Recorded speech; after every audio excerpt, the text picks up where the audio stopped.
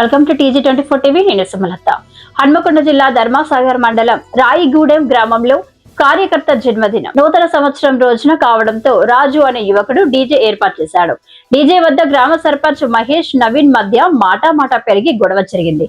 గొడవలో కాంగ్రెస్ సర్పంచ్ మహేష్ సోదరులతో కూడి నవీన్ పై దాడి చేశారు. అతని స్నేహితులను కూడా కొట్టడం జరిగిందని బాధితులు తెలిపారు.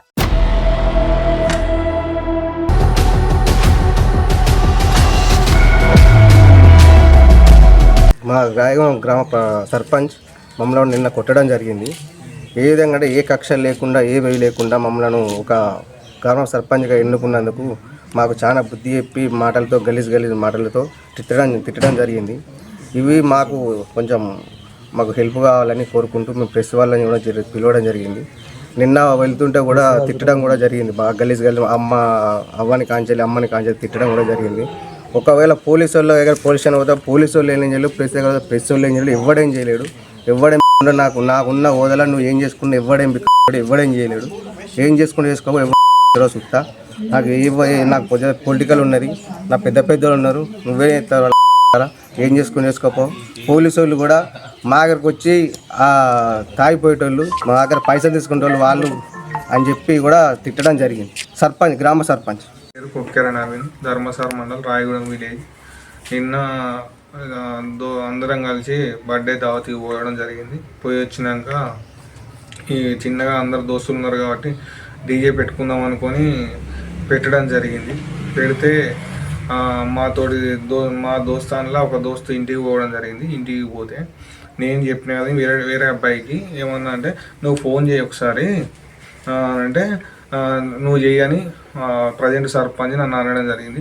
అంటే నేను ఫోన్ చేస్తే ఆ డీజే కాడికి వాడు రాడు ఆయననే చేయమని నేను చెప్పడం జరిగింది.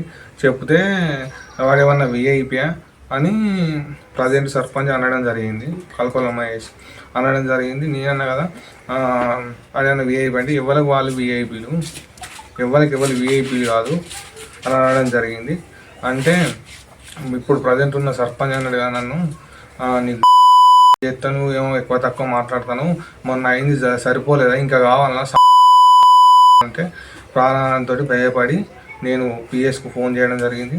పోలీసు వాళ్ళు రెస్పాండ్ అయ్యడం జరిగింది. వచ్చి డీజే బంద్ చేసి చేయడం జరిగింది.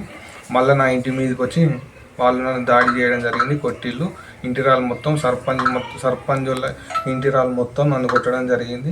మా ఇంటికి వచ్చి దాడి చేయడం జరిగింది.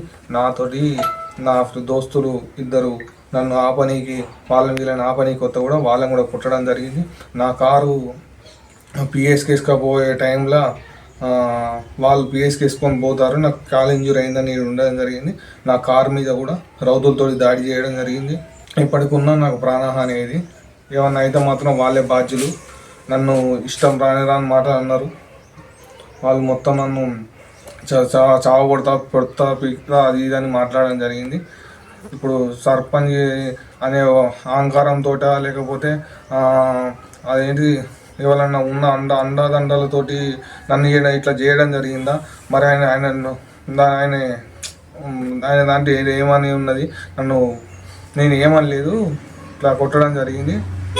ఆయనకు ఎవరు ధైర్యం ఇస్తాలో మరి వెనుక మరి ఎవరు ఉన్నారు, నన్ను కొట్టమనేటోళ్ళు, నన్ను చేయమనేటోళ్ళు, నాకు ఏం లొల్లి లేకుండా నా మీద దాడి చేయమనేటోళ్ళు.